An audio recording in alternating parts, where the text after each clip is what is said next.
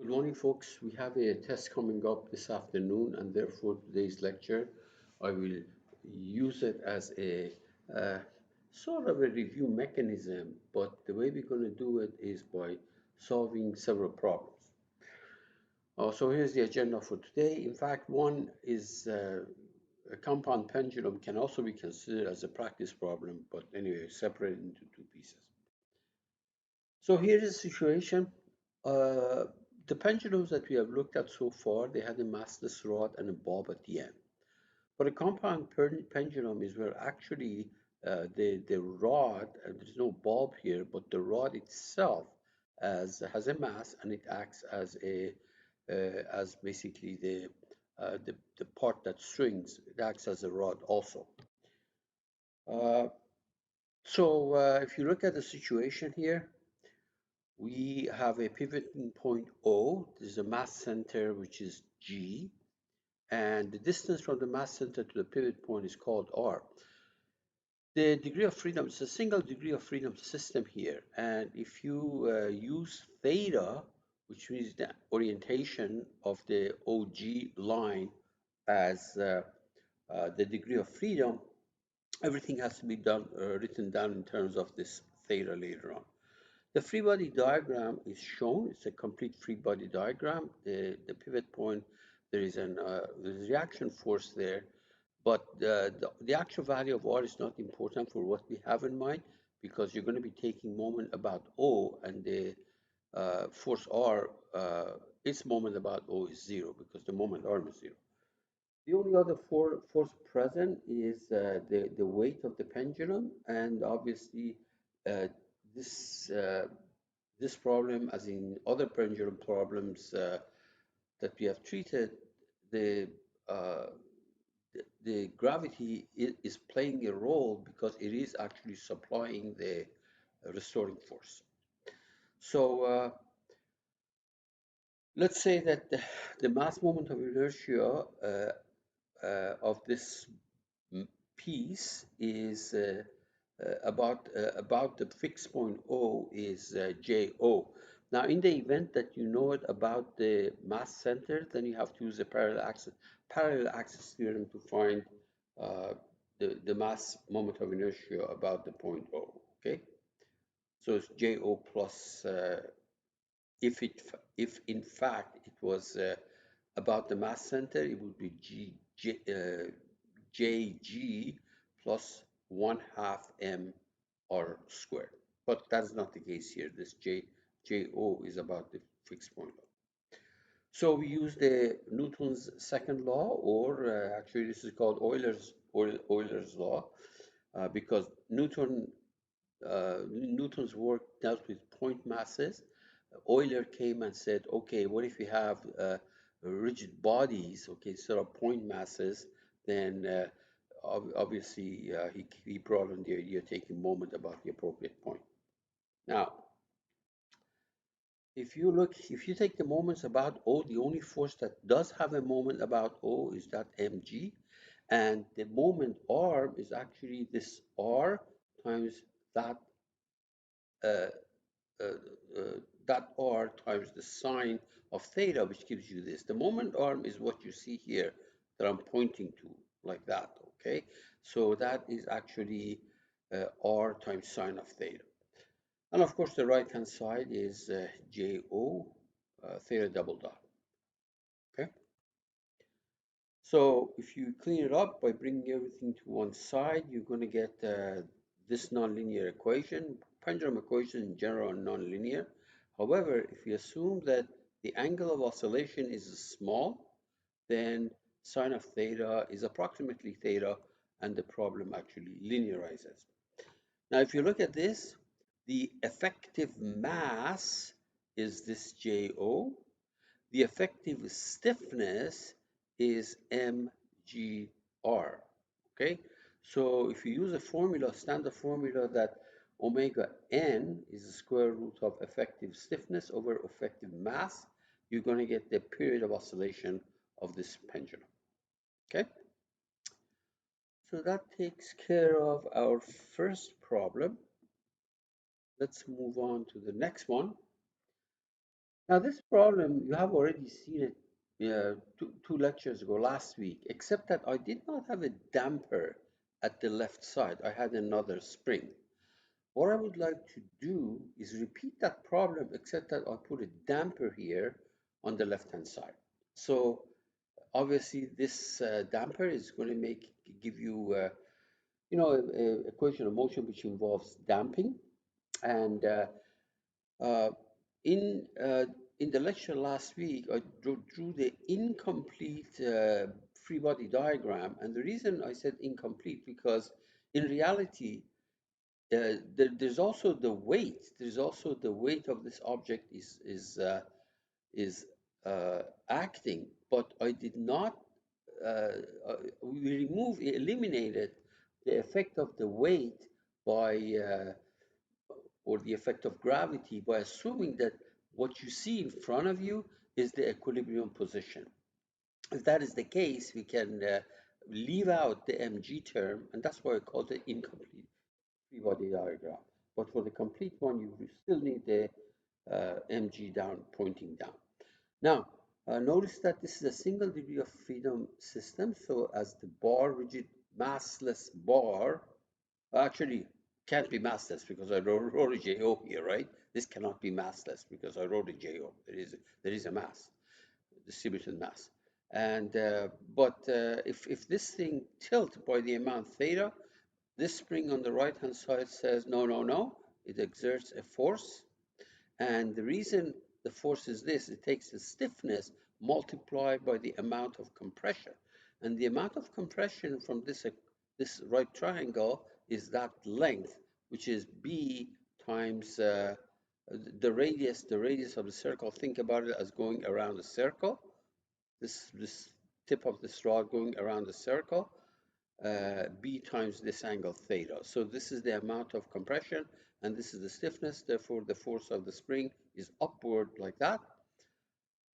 On the other hand, this point, the top point in the damper has a velocity, upward velocity, and that's why the damper says no, no, no. You come back, and the way damper operates, it takes the coefficient of damping multiplied by the velocity of that point. Velocity of that point is just like its uh, displacement is a times theta, but the velocity of that point is a theta dot, or a d theta dt. So these are the forces that are critical in our problem. R is not important because we take moment about the point O. So sum of all the moments equal to the mass moment of inertia about O, because we take moment about O times theta double dot, angular acceleration. Now, this is the convention that I'm using. You can reverse this, but just make sure you consistently calculate the moments and everything. But that's what I'm using. So things that move in this direction as far as moment is concerned are positive. For example, the damping force is negative. The damping force is negative because it goes counterclockwise, and uh, the spring force is negative because it causes a moment which is also counterclockwise.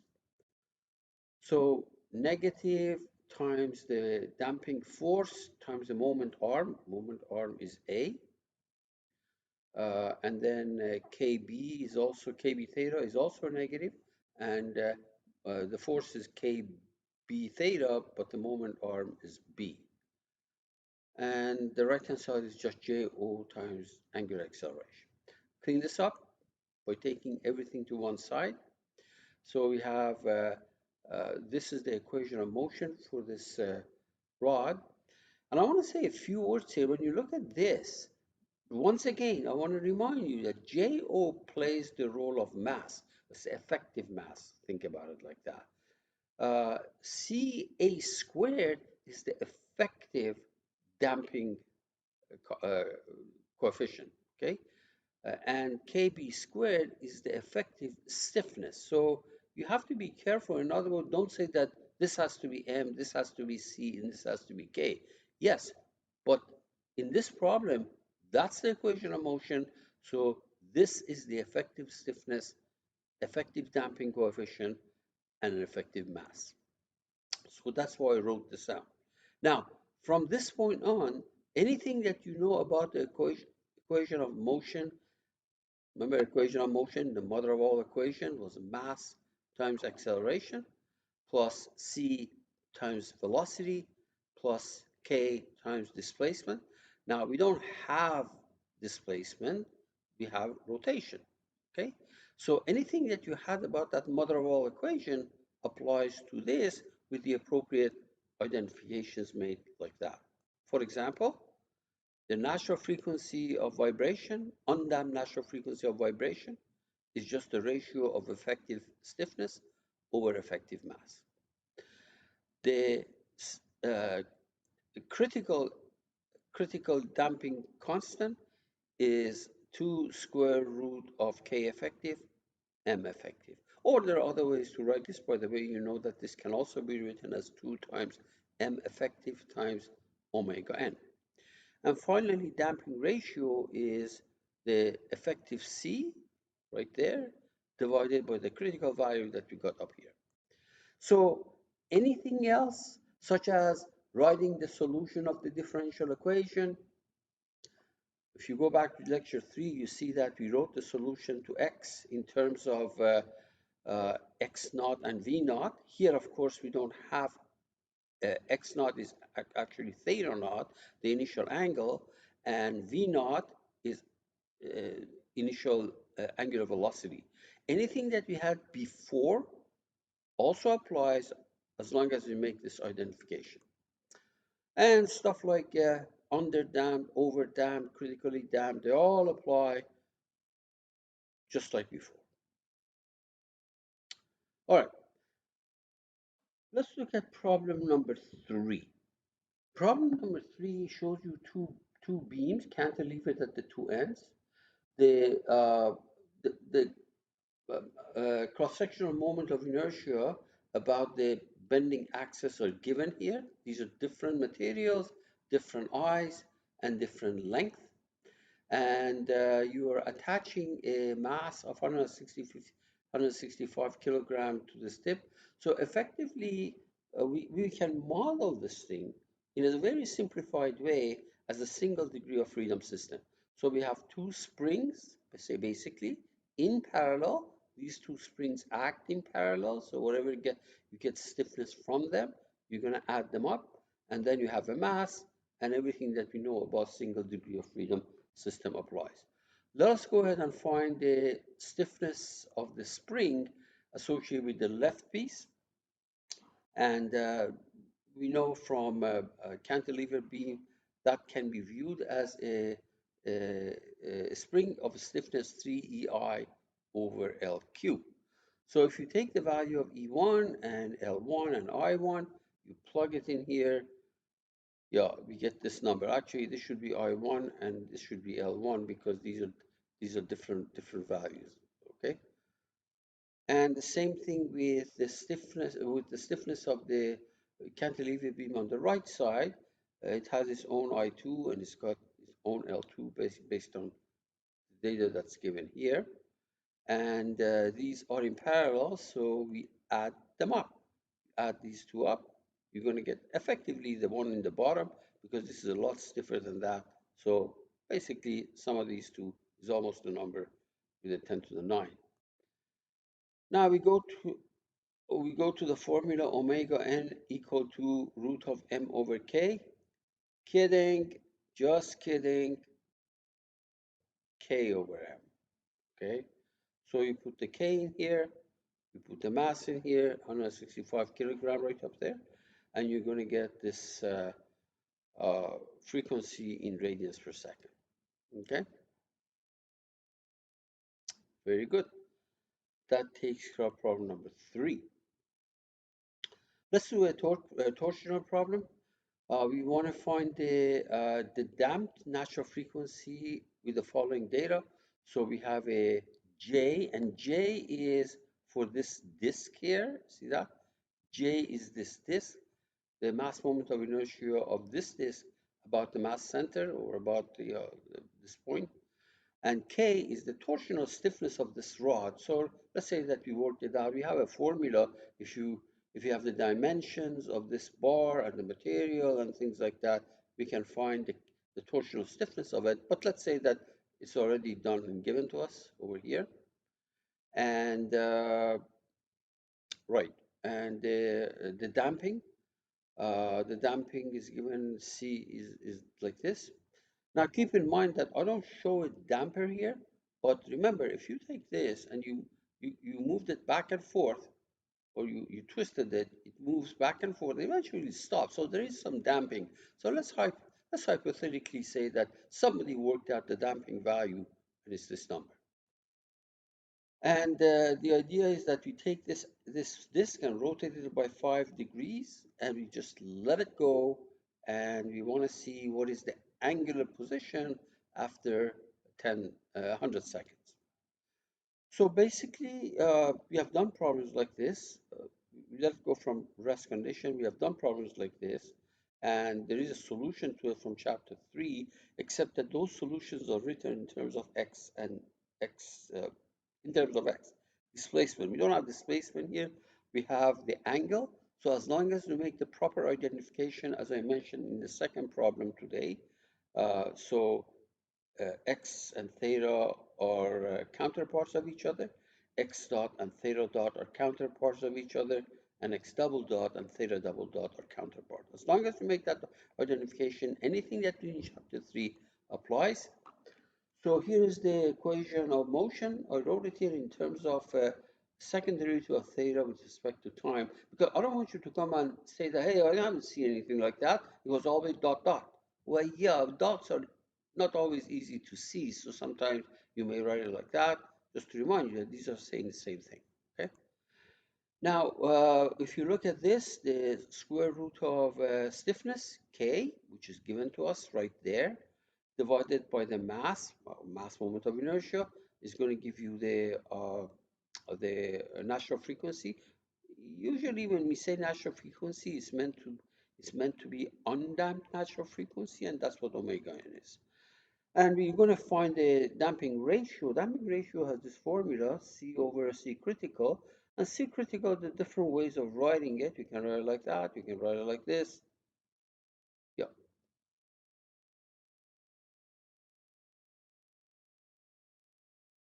yes, you can write it like that. So just plug it in, whatever is convenient for you, plug it in, and you're going to get your damping ratio.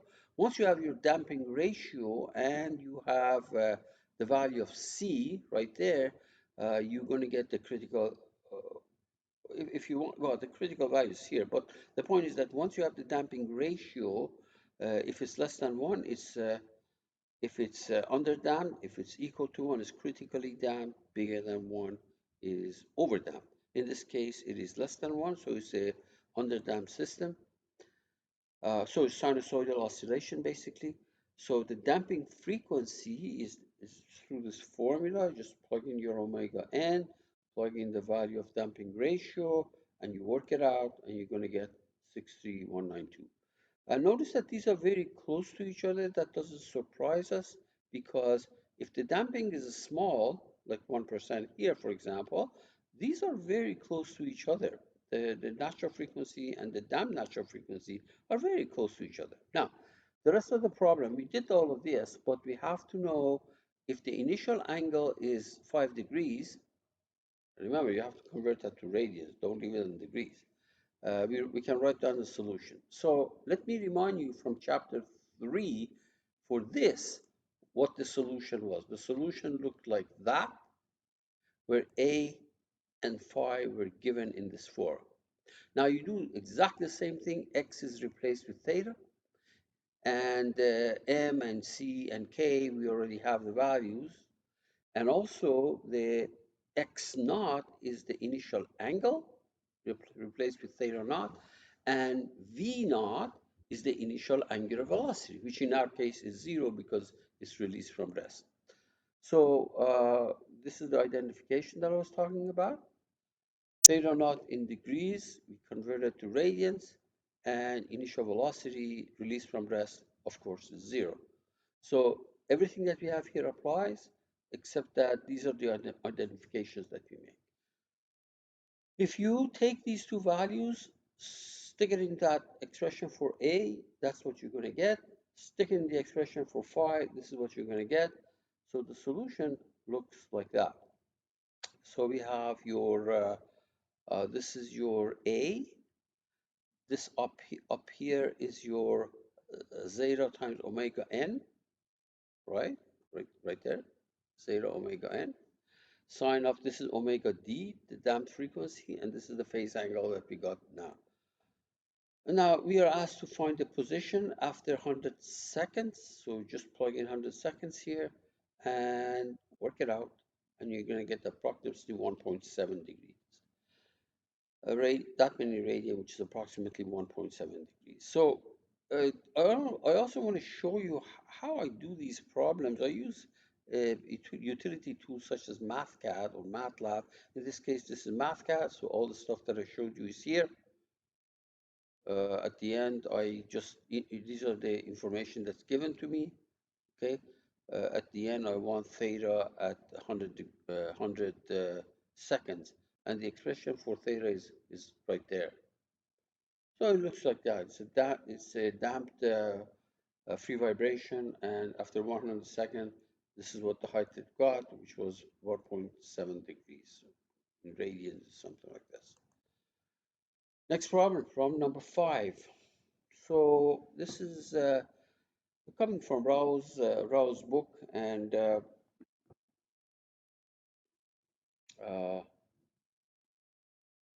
what we got here? Uh, yeah, we have a propeller shaft, which is the shaft is made of two hollow tubes. You can see that dimensions are given. What we want to do is we want to find the torsional spring constant associated with this step shaft. Okay. Now, uh, very easy. First of all, we know for a shaft, for a shaft, the torsional stiffness or torsional, well, K is, that's why I have a T here, GJ over L. We have done this thing. G is the shear modulus, J is the mass moment of inertia about the axis of the shaft. Maybe it's solid or maybe it's hollow, it doesn't matter. L is the length. So for the shaft from 1 to 2, this means from 1 to 2, the dimensions, the G is given, obviously. The formula for J, the formula for J is pi, the difference of diameters to the fourth power divided by 32.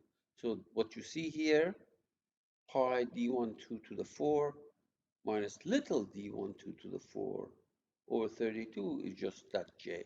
In the events that it's a solid shaft, the inner diameter is 0. So, but in this case, the dimensions are given. There is a 0.3 outer diameter, 0.2 inner diameter, just plugged in. Oh my God, forget about this 1, 2 here. These 1, 2 should not be there. It's just 0.3 to the 4 minus 0.2 to the 4. And work it out for the same thing for the shaft from 2 to 3, the piece of the shaft from 2 to 3. Now, again, this is all garbage. 1, 2 should go, this 1, 2 should go. So it's the outer diameter to the fourth power minus the inner diameter to the fourth power. And the length of the shaft, this piece is 3 meters. The length of the previous one was 2 meters. So that's what these things are. And then these two springs are in series. Therefore, we have to apply the formula of the springs in series, and we're going to come up with this number. And that takes care of this problem. Now, this is another problem. I call it design because there are many possible solutions to this. A design problem, you have to make some decisions. It's different from analysis, where I give you all the facts and you have to come up with something. This is a design problem. You have to make certain selections and etc. So here's we want to take a let's see now. We want to design a helical spring. Helical spring. All springs are helical. I mean, helical springs. I mean, obviously, if you take a bar, that can also act as a spring. But when talk about spring, usually I have this in mind, helical spring, and is attached to when it's attached to a mass of 10 kilogram and let it vibrate, okay, it's going to vibrate at that frequency, okay. It's, we want it to vibrate at that frequency, and it's made out of steel, okay. So the question is design it. In other words, you tell me how many windings you want. You tell me what the diameter of the cable is, cable meaning this coil, okay? What the radius of this helix is, etc. So those are decisions you have to make. All we know is that the mass, when the mass is 10 kilogram and it's hung from a ceiling, for example, the frequency should be 10 radians per second, roughly 1.6 hertz. So first of all, we know what the formula for the stiffness of this, for the stiffness of a helical spring is. This is what you did in your machine design class. N is the number of coils, R is the radius of this helix, and D is the diameter of that coil. So we know that we're told that the frequency, once the mass and the frequency are given, uh,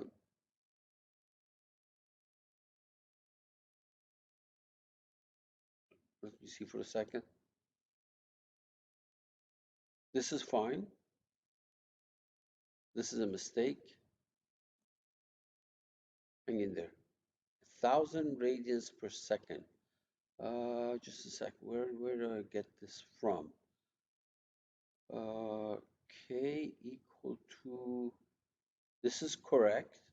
Omega n is 10 squared, 10 squared, right? 10 squared times m is 10. That's where we get 1,000. But this unit is wrong. This unit is wrong. So let me fix this thing. This unit is, I don't know how I can make this mistake, is Newton uh, per meter. Yeah, Newton per meter. Okay, so let's go back. All right, because stiffness of the spring is Newton per meter.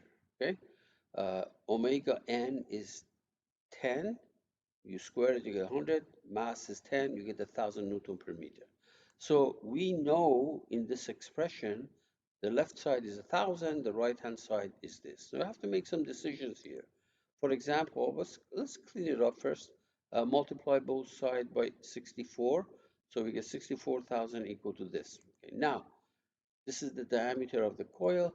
This is the radius of the of the coil. This is the diameter of the wire or the material, okay? And this is the radius of the coil right there. Let's make the assumption that the diameter, this diameter is 1 centimeter, which means in meters it's going to be 0.01. So we know what D, we decided on what D is. So you plug it in, you're going to get this expression, and N is unknown. N is the uh, number of uh, uh, uh, the number of windings. Let's like think about it like that. So it's not unknown. It's just a design parameter. You have to make a decision. So if you clean this up, first of all, this is what you're going to get. If we make the assumption that the radius of this helical structure is 10 centimeter, which is 0.1 meter, we're going to get the number of windings, which is approximately 6. So if you have a spring made out of steel with 6 windings, with a radius of the coil being 10 centimeter, and the diameter of the material that you're using to make this being what is that? We assume it's 1 centimeter, then it's going to give you a stiffness that if you used it to attach a 10 kilogram mass to it, it's going to vibrate at that frequency. Now remember, uh, weight may be a consideration here. So you have to look at what the weight of this thing is based on the dimensions that you selected or the number of winding. It could be that you have to go and revise these things to meet, for example, the the criteria of the weight criteria, whatever. Now let me give you some examples of the multiple choice questions. Let's look at this problem. If you look at this, these are sample for the things that you should expect this afternoon. I'm not saying I'll give you this, I'm saying this is a sample. What is the number of degrees of freedom in this problem? So 0, 1, 2, or 3. Now, first of all, notice that if I hold the rod fixed in that position, this mass can go up and down. So that's 1 degree of freedom. If I hold this mass fixed, this rod can go up and down. So this is a 2 degree of freedom system. Okay? Another typical multiple choice question, the sum of kinetic energy and kinetic and potential energy is constant in any vibrating mechanical system. Is this true or false? Well, if you have friction, definitely, for example, damper or dry friction, definitely things heat up and energy is going to be taken out of the system. So it is false. Or if you have a gadget that pumps in energy into that system, uh, this is not true anymore. So this is false. So another one, this this requires some calculation. So here's the situation. If you look at the setup on the left and the frequency is 2 hertz, frequency of oscillation is 2 hertz here, what is the frequency of oscillation of the one to the right? It is the same stock of the spring. It's just that we took half of this length, we put it there, and we take 3 times that. So notice that the total length of the spring is, we're assuming is constant here. So the question is, if this vibrates at 2 hertz, what would this vibrate at? So I have to do some calculation here. It's not the kind of thing that you can just go ahead and guess. So pretend that initially I have a spring of length L, total length L and stiffness K. When I divide this thing into 2 and put it here and put it there, this is a shorter spring, so stiffness of it is more. If the length is a half, the stiffness of it is 2 actually, 2K. Same thing with that. So 2K, 2K. The stiffness of this original spring, which was length L, was K. This is 2K, this is 2K. Now I made it even shorter for this guy, half of that. So stiffness of it is going to be higher. So this one is going to be 4. Well, first of all, these two are in parallel. So effective stiffness is sum these two up, you get 4. Now let's look at this spring of length L over 4 right there. So this is going to be 4 because this is half of that lengthwise. So stiffness of it is going to be double. And this guy is 3 times longer than the one on the left. The one on the left is L over 4. This is 3 times longer, so the stiffness of it is going to be smaller by a factor of 3. 1/3 of this. These are in parallel. You're going to add them up. Okay? So let's go ahead and look at the stiffness of the frequency of the one on the left is going to be 4K over M. Is this? The one on the right is going to be square root of 16K over 3 over M, and just clean it up. Leave the root K over M there. Take all the numbers out. It's going to go like that. 1.1547. So when you compare these two, okay, when you compare these two, the one on the left, if it's 2 seconds, you're told that this is 2 seconds in hertz. Yeah, this is radians per second, but it doesn't matter. If this is 2 hertz, 1.15 times 2 hertz is going to be 2.31 hertz. And that kind of wraps up the the review that I wanted to make with you. Now, so these multiple choice questions, some of them are fairly straightforward, some of them may require some calculations, okay? And yeah, just to let you know so that this is not a surprise, remember I said 20 multiple choice questions, each worth 1 point, and a hand calculation problem, which is itself 20 points. So the total 40 points, half of it is multiple choice, half of it is that last problem. Good luck with the test this afternoon, and I'll see you then.